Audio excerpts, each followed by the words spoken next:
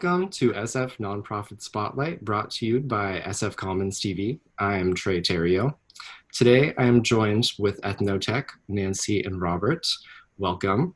If you want to share a little bit about your mission at Eth-Noh-Tech. Sure. It's to build cultural bridges that celebrate diversity and create compassionate communities through the art of storytelling. Perfect. So Eth-Noh-Tech has been around since around 1982, if that's correct? Kind of the end, like the fall of 81. Okay. Right. So can you tell me a little bit about how you all found yourself doing this work? Sure. Well, two different artists, one Robert Kikuchi and Goho, half Japanese, half Filipino, and Nancy Wong, Chinese American from New Orleans, came together with combining their dance, music, and theater background. And one day someone said, Well, we started out really, for the first thing we did was to create a school and a company for the Kulintang, which is a Filipino traditional gong ensemble music and dance. And then we also taught in schools. I taught dance and Robert taught the Kulintang. And then one day someone said to us, I'm putting on a conference. You guys tell stories. And we said, is it a job that pays? Yes. Well, then we do. Yes. And then here we are. So it evolved from Kulintang gong music, and ensemble music, to theater of storytelling. And we didn't know quite that storytelling had taken off as a cultural movement. And so we just blended whatever we knew, which are our music, dance, and theater instincts, to embellish on the stories between East and West, Pan-Asian stories, mythology, and folk tales, as well as combining the Asian American experience through theater pieces. Yeah. And here we are 40 years later. And Eth-Noh-Tech, the name, kind of an odd name. It sounds like something that's from Silicon Valley, but or a rock band. If we divide up those syllables, eth as in ethnic, or the cultural distinction, or ethos, the universal elements of art, and then the middle syllable, no, N-O-H, is a Japanese word for possibility, and tech originated from the Greek word texere, which means to weave, as in textiles. So, which was the original and first technology. Right. So Eth-Noh-Tech is actually the weaving of cultures, East and West, to create a new possibility. So that's sort of in the can how we've created this concept. And we took off pretty quickly in the storytelling world, actually in the Kulintang world too.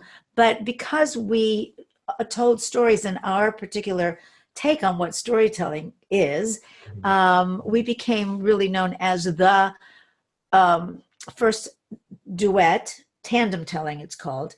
And then we put movement, stylized choreography, that kind of thing, plus woven some music that had not been done ever before. Most storytellers would stand by a microphone and tell a story, and they're wonderful, but we didn't know that. So we did it just the way we thought, maybe this is telling a good story. Yeah. And of course, the repertoire was drawn from traditional Asian folk tales and mythology, and we were looking for stories not just to entertain, but taking these stories that have modern implications. So it might be a Korean story about the illusion of people looking like cows, but really it's about racism. Or it might be a story from the Hmong Cambodian peoples, but it might be a story that talks about our relationship to nature, which then implies how is man impacting the environment. So we took topics from the tradition and re-angled it so it have modern implication. Yeah, so the story was already there, but we deepened them, we expanded them, we extended them to create more a contemporary take on an ancient tale. And of course, those tales are like thousands of years old, but they lasted thousands of years because they had something really important to impart. Ancient metaphor with modern message. Yes. And why do you think that taking from all of those traditional stories and making them and performing them into a way that maybe is, as you were saying, more impactful still to the modern day, what do you think is so vital and valuable about doing that just today, especially now in this time, that's can be maybe seen as so divisive. Right. Well, originally, though, because of our interest in heritage and tradition and neo-tradition, the blending of old and new, um, because we come from a foundation of being Asian American. So coming from recognizing immigrant roots and drawing from our ancestral cultures, but putting them in a modern, say, American context, we wanted to be able to celebrate both of those. So what started out first as sort of identity-based art, it evolved into with the messages. We're looking at how we can use these stories to address what's going on currently now, like for example, sort of the social justice issues. But because of our ethnic background, our ethnicity, it turned out that we were in the right place at the right time. Because in the storytelling world, mostly the storytellers are Caucasian, Mhm. and a few Black, although there's more Blacks now, and a few Native Americans or Indigenous, a few Latinos, but very few Asians. Maybe we were the second group. And we're talking about Yeah. the professional performance storytelling renaissance. So it was really important in terms of our mission statement that we build those cultural bridges. They don't know anything about our culture. We need to let them know about our culture. They don't know that, our stories are just as universal, so that they could also relate to them and understand that we are all humans in this soup together, the stew together, and that really creating a compassionate communities and celebrating the diversity of all who we are became really vital in terms of our being able to tell the stories of our ancestors and tell the story of our cultures and have them get that we aren't. I mean, today, right, that there's a whole bunch of renewed racism against the Chinese for the Kung flu or the unleashed terror that China put across the world. So they need to know that we're just as American. We're not from China now. And even if we are, how did I make this horrible pandemic on you? But so important for other people, even Asians, to have someone representing them and doing it honorably and with content and depth and humor. Sometimes Robert is extremely funny, so that it breaks stereotypes about who we are, and to break this particular stereotype that we're foreigners still, that we're always outsiders, always foreigners. So stories are an amazing way to get across all those things, because it's not just entertainment, but it's cultural. Mm-hmm. But because it's cultural and it's entertainment, people will listen. One of the key elements of storytelling is empathic listening.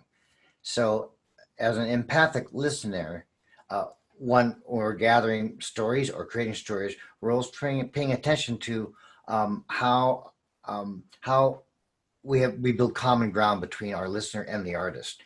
So if empathy is an important ingredient, then what we convey is that people are inspired to also have empathy for people different than them.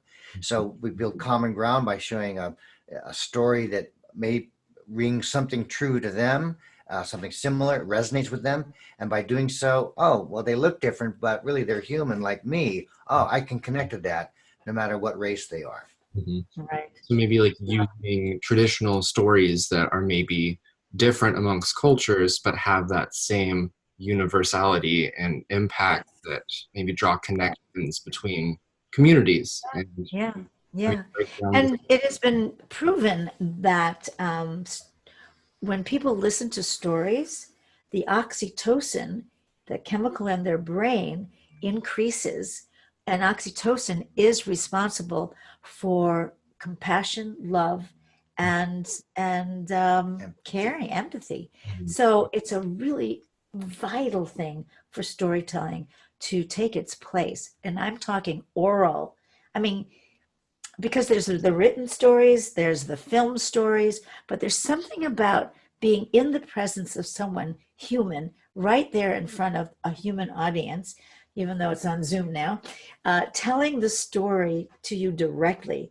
And it's often said that in storytelling, the fourth wall, which is usually the wall on stage that separates the actors from the audience, is removed and wrapped around the back of the audience. Mm-hmm. So that there's an immediate give and take and an energy that goes back and forth. Mm-hmm. And it's quite, and that's the oxytocin that gets going too. Yeah. It's really quite, we are so lucky that we found, or storytelling found us. Mm-hmm. And you touched on briefly just now having to conduct all of this work over Zoom and everything happening with the Kung flu or all of these things with COVID. How has shelter in place and just all of these dynamics that we're experiencing affected your nature as work as artists, whether good or bad? Yeah, it's really a strange paradox because, as content creatives, we develop the pieces and rehearse and create the art so that we can give it away live on a stage. Since all that is out the window now till who knows when, that we have to really get centered on why and what we have, what is already innate, regardless of the technology, regardless of the environment. So now that we've been in shelter in place for many months, what's important is to continue archiving and creating, to continue to sharpen the content of our stories. We're researching and finding lots of new stories, or repolishing the old gems that we haven't done in a long time, and recording them. So there's, for us, Eth-Noh-Tech's been archiving. We've been archiving so far over 46 stories. We have 180 stories in our repertoire and growing. It's also allowed us to take some time to learn the new technology. That's on the upside. The other thing is that because in real time, our stage is limited to a geographic location. But with the internet, now all of that's off. There are no borders. We are able to share our stories, not just regionally or nationally, but also internationally as well. Yeah. And also to connect with people that we've connected, that in our previous, say our international projects, we've been able to reach out and share our work across borders. Yeah. So that's, I mean, shelter in place is two-sided, as I think everyone has recognized, because it's given people time to be creative, to do projects that they had to put off because they were too busy working. I think that what we need to recognize, though, is that it's still a lot of work to be learning to reframe how we work on a screen, on a flat 2-dimension versus 3-dimensional give and take. So it's been really a huge steep learning curve for Robert, because he's the one, not me, to create this whole studio for us to record our performances and broadcast them, and cameras. Lights, you have sound, light, sound, background, even a monitor. The greater challenge, I think, is how do we transcend the screen? Because in a live performance, we as storytellers, as I mentioned, empathic listening, there's a certain atmosphere that we need to pay, that we look at emotional barometric readings with our audience. Yeah. And if that's gone, then how do we transcend that, sort of push the envelope so we're still interacting with people, posing questions, doing some kind of dialogue in when we frame our stories. So that's how we're looking at refurbishing some of our programming. Mm-hmm. And where can people find you?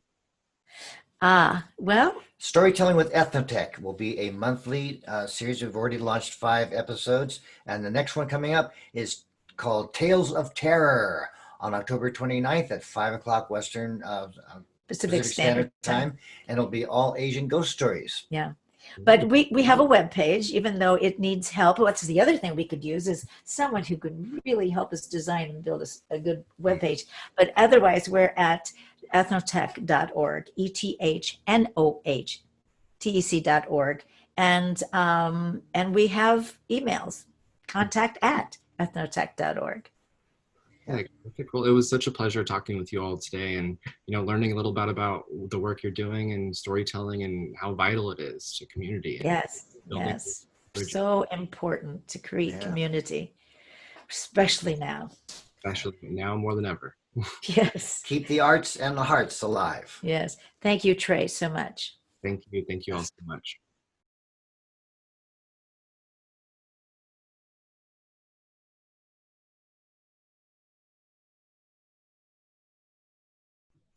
Should you hire a lawyer or handle things on your own? Well, research shows that no matter the issue, from housing to immigration, contracts, or consumer fraud, having expert legal help improves your outcomes. But what if you can't afford a lawyer? Well, for low-income San Franciscans, there is Open Door Legal. And joining me today to talk a bit more about this nonprofit and free legal help is the executive director, Adrian Tirtonati. Adrian, hi. Hey, great to be with you today. Great to have you. Just weeks after you passed the California bar, you started Open Door Legal Services. I think it was 2013. And you have said in many interviews that this is your way to address poverty. Can you explain? Yeah, I was working in local economic development. I'm very passionate about kind of trying to dramatically reduce poverty. And I had this thesis that legal services was potentially the most cost-effective way of doing it. And actually, I believe probably the least funded way as well. So I wrote a business plan and I went to law school and I found friends and allies and I opened with my co-founder just 2 weeks after I got my license. And there are different types of civil legal areas. Different lawyers specialize in a single area once they've passed that bar, but your group does not just focus on a single issue. Can you talk about what makes you unique and how this approach is different than most legal services agencies? Yeah, so what's typical is to kind of specialize in one or a few different kinds of areas of law, get really expert in it, and just do that maybe at volume and kind of over a wide catchment area, right? So maybe you'd only do, kind of certain kinds of employment cases, but you take people from all over the Bay Area. And we kind of reversed that model and said, we're going to start very local. In fact, we just started in one zip code in Bayview Hunters Point. But if you were in that zip code, we would do all areas of law and we would work as hard as possible to guarantee help on anyone who couldn't afford a lawyer and needed legal help. So we've actually practiced in over 35 areas of law. And what we have found is that this kind of general practice is really important towards creating a system of universal access, So if everyone is very specialized in what they'll handle, then it's really hard to tie it all together into a system that guarantees everybody can get help. And the idea of universal access to legal help, is it sort of like, can you compare that to a different field? Lawyers practice all types of law once you become a professional, but where have we seen this kind of before? So, in the medical field, we're not quite at universal access. We are getting there. You can walk into the general hospital. Oops, my cat is here. Hey. You can walk into the general hospital and have any kind of issue, like a gunshot wound to a headache, and get treatment. So they kind of deal with, like, how do we ensure there's the right specialties and the right kinds of coverage that we could logistically handle issues that walked in. And that's essentially what we're trying to do with Open Door Legal. It's like trying to create the country's first system of universal access to legal help and be almost like that general hospital, but for legal issues. I love hearing that. And speaking of hospital, obviously, the pandemic that we're facing in 2020 and all of the host of issues that are related to that, as well as other issues of civil unrest. This has been a unique year, to use unique in such a anodyne way. What have you seen people approach Open Door Legal for this year that may be different than the previous years? Well, essentially the pandemic and the kind of economic collapse and the shelter-in-place orders have increased the kind of certain types of issues. So one of those types is family law issues have been really on the increase, especially domestic violence. Housing issues have increased, certain kinds of housing issues have increased. Consumer fraud has increased. Employment issues have increased. And, one of the things I try and explain to people is that these kind of issues hit communities of color especially hard, right? They are more likely to be treated unfairly and to face these kinds of illegal actions than many of our sort of white neighbors. We've definitely seen that in our practice. Over 95% of our clients are people of color and over 50% are Black. I see the pandemic not so much as creating new issues, but sort of exacerbating some existing problems we've had in this country. That the people that you serve being majority people of color, 50% Black, are you seeing a connection between racial justice and people who need legal help for being treated unfairly or Oh yeah, absolutely. Racism can manifest in a lot of different ways. One of the ways it can manifest is, a bank being more likely to target you for sort of legal action, or a landlord being more likely to attempt an illegal eviction. We have a case right now where, our clients are subject to like daily racist harassment from their landlord, and who is like trying all these different illegal ways to basically get them to move out, right? It's just not as likely to happen if you are, part of majority culture. And this ties back to how we started our conversation about poverty, how legal help can support those who may not have excessive means or may not be first language is English and having facility with sort of navigating the system in San Francisco. And when you said you came up with this idea of making pro bono legal services as your way to address poverty, how were you received when you kind of shared this thinking with others? Well, initially, when I shared it with people in the legal field, professors and executive directors, I would say the reaction was very skeptical. People did not think it could work. And maybe I didn't know what I was doing. But when I actually went to the community and started services, I found very positive reception.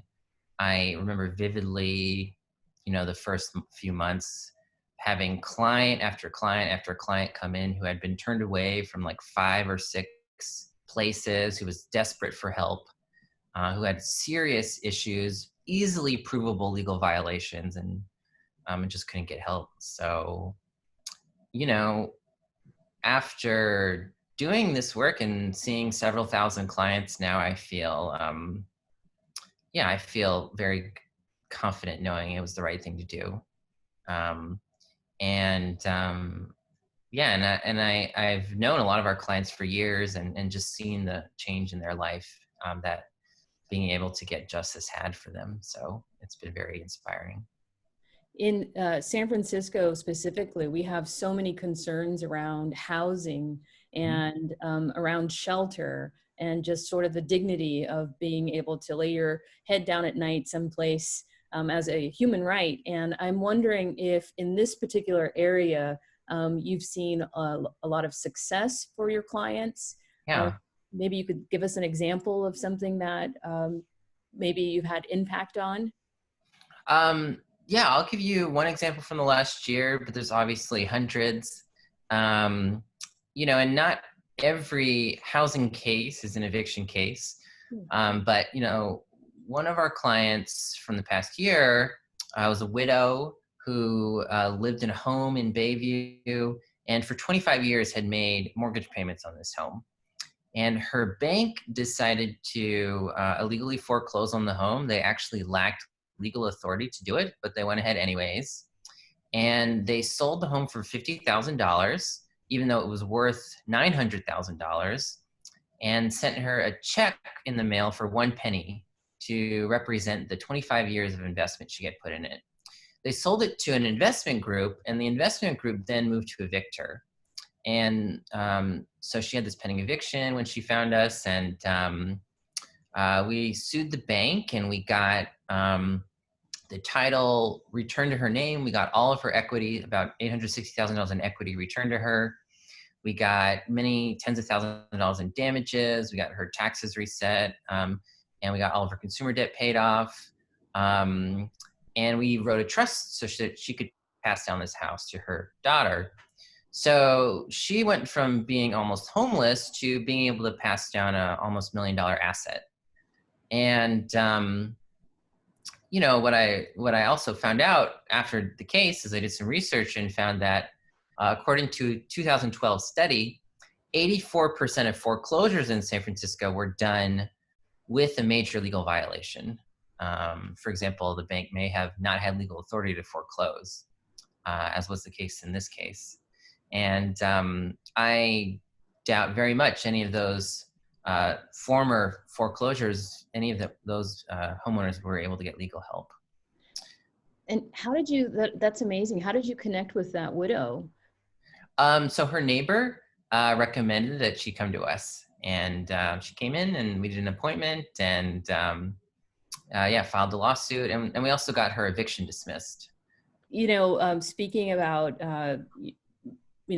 making your mark on San Francisco, bringing universal access to people that need legal representation. Adrian, I know that you are from Maryland. You're a Maryland native, and you came to San Francisco because you've always had a love for it. And I'm wondering, how are you feeling about it today? And, considering that you're obviously working from home, leading Open Door Legal from home, what are your feelings about the city in its current state?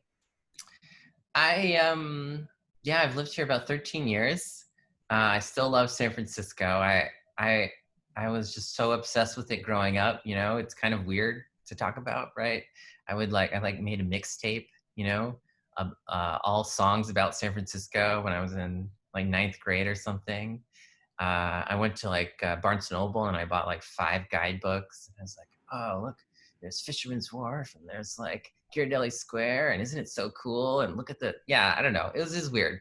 I still love it. What I love about San Francisco is how vibrant and diverse it is, really. And I know the city has problems, but I would much prefer that to living in some kind of forced perfection, like a lot of towns are, right? Well, in the if I could just say, the idea of contributing and helping our neighbors who may not be able to afford legal representation, you're definitely helping perfect us a little bit, or at least lead us in a better direction for the city. And Adrian, thank you for spending some time with us, you and your cats. Yeah, my cats especially, I think, enjoyed it. Thank you so much. I appreciate talking to you. Have a good one. You too.